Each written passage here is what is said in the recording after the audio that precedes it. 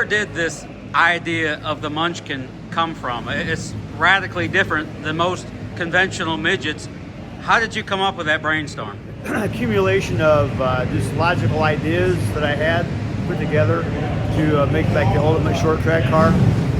I had been racing at the Speedrome and not able to seal the deal as far as winning a race there. So kind of a long story short, I had some hand surgery scheduled in Louisville, and I was on my way from Fort Wayne to Louisville to get my hands worked on. So I just put all my logic together, and everything was going to be about making everything light, low, and to the left, basically. So does that mean it's specifically designed for a flat concrete track? Is that where they work best? Pretty much, yeah. So then it did work, obviously, on the shorter racetracks. But then when ESPN moved to the larger racetrack at IRP, I put the first time I ran there was like the initial design with a shorter wheelbase, which was not a very good idea for a longer track. So went back to the drawing board and came up with a longer front end and put that on there, and ultimately got the track record there also. I think it stood for about 3 years. I don't understand how you pass here, because there's no banking to hold you up through the corner. I mean, do you really have to punch someone out of the way to get it done, or is there another way to do it? We'll talk to Tony Stewart about that. Is he going to be here? He is here, but he's not racing. It's cool that he's even here and puts this event on his radar, given all the things he's doing, you know? Yeah. Well, he just loves to do it. And it's, obvious that he loves it so much he comes back even when he's not driving. Yeah, so he's won 12 of them. He's got the record here at Fort Wayne. Were they all in Munchkins? Yes, they were. Wow. Yeah. That's interesting. The first time he was here was in a car that John Heidenreich was initially going to run, and John gave him a ride, and I guess I was not here that first year, but I guess Tony put on a spectacular show, and the crowd was on their feet, and he got hooked on the whole deal with that race, and the next time he raced was in my car. Yeah.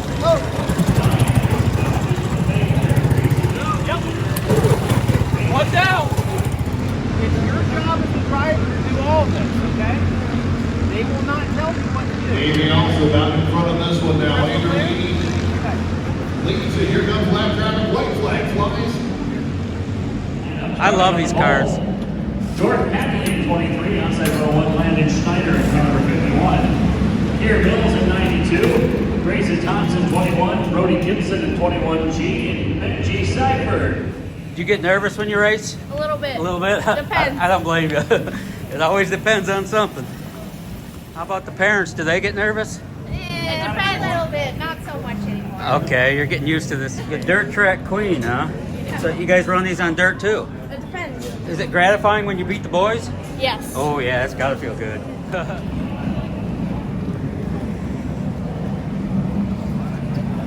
Are you nervous? Little bit. A little bit? I don't blame you. At least I got a cage. Oh yeah, I'll buy into that. Yeah. You ever been on your lid?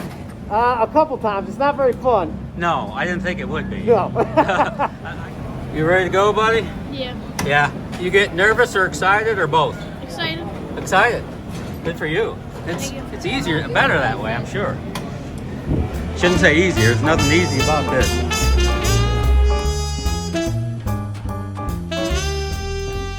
With Mel and Don, that's probably my favorite part about this whole thing. It's just being able to race with them again. Are you in tune with the privilege of racing for an icon like Mel and Don, icons like Mel and Don Kenyon? Yeah, it's pretty crazy every year that I get to do this for Don. Because those are Don's cars he built just for in here. So yeah, to get to race one of them, with Nick Hamilton as my teammate, it's been really awesome. I was in like a group home with like 5 or 6 guys, and I had the garage rented out, and so it was like a 1-car garage, so I had my mattress and then the sprint car and the quad and everything just kind of like in that one little space. So yeah, with the sprint car up on the stands, just they kind of overlap the mattress, that's all. But, I live in West Lafayette, Indiana, with my car owner Ken Baldwin. He's who I'm going to race for the sprint car season next year with USAC. Yeah, Baldwin Fox Racing, right? Yeah. How did they call you? Did you call them? How'd that happen? Yeah, so I was at work and Ken called me just right at the end of a work day and asked if I would come up and say hi to him and, talked to him about potentially running his race car, and it worked out. You know, we both get along well. So yeah, it's been great so far. And I know you're running the full USAC Silver Crown program too with Malcolm Lovelace, Lovelace and his guys. Your life has turned on a dime, so to speak. How do you feel about it? It's been pretty crazy because I remember last year at the Rumble here, I was like, I didn't even have an engine for my sprint car for the next year. I was like, oh, maybe I'll get to run 10 sprint car races. You know, and that was kind of my goal for last year, at least at the start. At this point, was just to try to even get to race this last year, and then now I'm gonna run a whole USAC schedule. Yeah, so with Baldwin Fox, my deal is I work at Bob Fox's heavy equipment shop. Well, essentially, he has a paving company, all that sort of stuff. So I work on all of his equipment during the day. Then at night, I work on the sprint car. And I still do everything how I did before, where I do everything in the sprint cars. Don't have to do the motors anymore, but. Everything else, I'm building all the cars, we're bringing them to the track, and then we'll have help at the track, more help than I had before, and that'll be great, but nothing really consistent, I guess is what you'd call it. We don't have a consistent crew guy that's lined up for the whole year. So you went from the floor of a garage, sleeping in the garage, to two great programs with two great teams in the USAC ranks. Power of a good story. Are you ready for what's coming? I hope so. I feel confident that, I really want to win 3 USAC races this year. I know it'll be really hard, but both cars have won USAC races before, so my thought is that if I drive good and if I set them up good, there's no reason why I can't do that this year. Finally, Cruz Pedregon Racing at the Chili Bowl. All these things going on, I can't believe it. Yeah, that was another awesome call to get that from Cruz. He called you. Well, I guess the story with that is Landon Simon was called by Cruz and asked, who should I put in my Chili Bowl car, and Landon Simon recommended me for that. And then, from there, Cruz got in touch with me. Obviously it's worked out. Ricky Lewis will be my teammate for that, and really, that'll be pretty awesome. Amazing. You went from a garage floor to Cruz Pedregon on the other end of the line. That was pretty cool when he called me.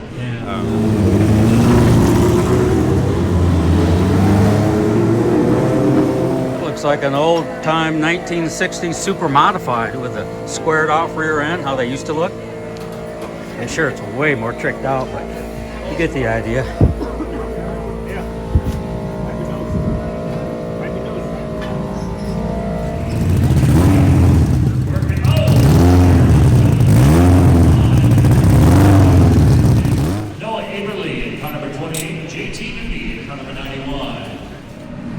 Thanks for your service. Thank you. Appreciate you guys. Yes, sir. Like the lead, quick Graham up the inside of 12. Graham up the inside will take over the lead in car number 12. Eyes on Philip Schneider at the 42. Trey Osborne.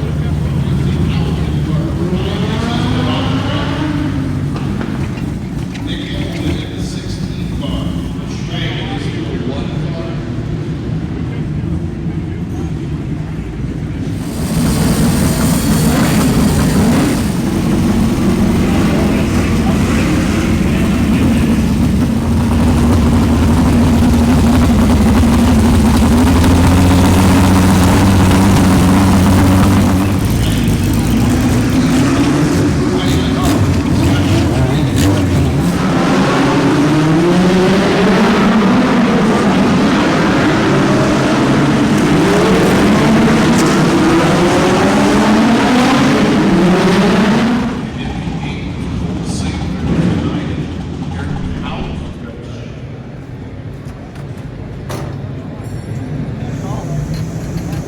As you look at our pit road team, sport, speed, and shot.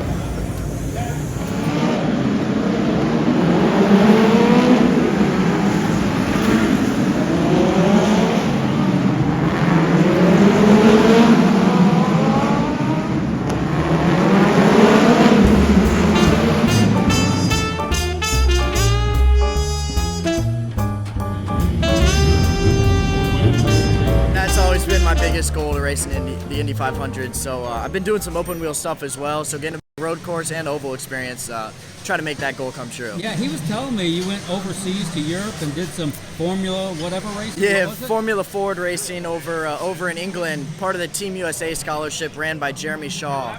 He's been doing it for 33 years now, taking some American guys over to compete, really get our skills up. That was an amazing experience. I got to race Formula Ford at the Walter Hayes Trophy and the Formula Ford Festival, some of the biggest Formula Ford races in the world. That was amazing. I got to go to Mercedes, McLaren, Haas, and Alpine. I got to see the 2024 cars a little bit. I got to see some other stuff. It was pretty cool. Spotless. Those shops were insanely clean. Everything was right where it needed to be. We weren't allowed to touch anything. Phones were put away the whole time. I mean, they keep their secrets tight. Jeremy Shaw, I mean, he's been putting this Team USA scholarship on. He's got amazing connections with a lot of people. He's a great guy who's been helping young talent. I was sanctioned in Brackley. That's where we stayed. Me and my teammates stayed there, but then we went over to Wales for some of the time for testing. We went over to Ireland for a little bit, and most of our racing was in the UK. The racing experience I got over there was absolutely amazing. They were the best of the best, and just being on my own, living in a whole new country, definitely took a little bit of adapting. Yeah, so currently we're going to be competing in the USF 2000 series with USF Pro Championships. So it's a feeder system to IndyCar. Yeah, rear engine, winged, open wheel Formula car, carbon tub. It's 3 steps below IndyCar. We're at all the IndyCar weekends. We're kind of a precursor to those guys. Grant Faulkner, car number 16 from Kalamazoo, Michigan, Doc Hathaway owned. Sweet Manufacturing, Wire Wizard Methods, and Equipment Stuff. Present towing fast time, 8:36 with a 1, and the second lap is faster, 8:29 for Tyler Gunn, 8:290. Jonathan Reed in car number 9 out of Lockport, New York. The time Linderfer. Reed's Family Driving, Retzi Farms, Lafler, Suzuki for Jonathan Reed. 8:35.7 first lap.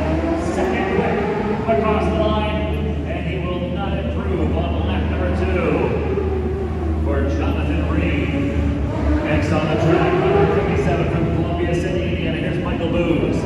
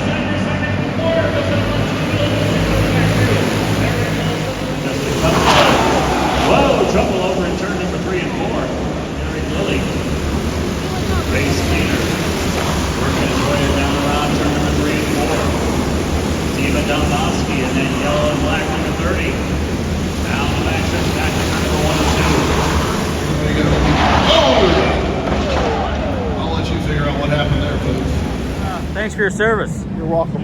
Yes, sir. Gage. How you feeling, young man? I feel great. You ready to go?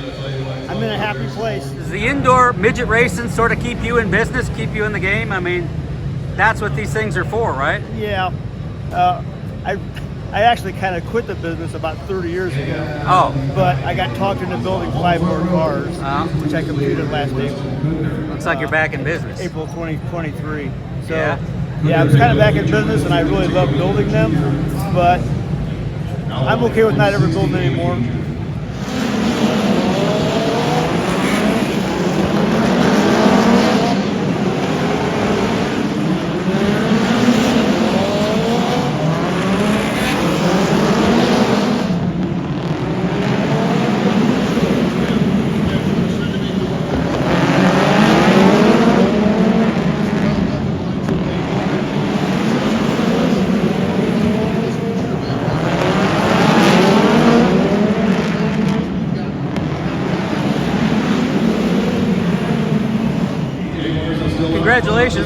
heat race number 4. Did I hear the announcer right that you have never been in a midget before? Never. First time in this car yesterday. How'd you pull this off? How'd you do it? Got an excellent car, excellent team. I just got to get in there and do the work. Is it tiring out there on a short little flat concrete track? I think you feel it more during the yellow flags when you stop racing, yes. You gotta be feeling good. Congratulations. Thank you, appreciate it. Yes, sir.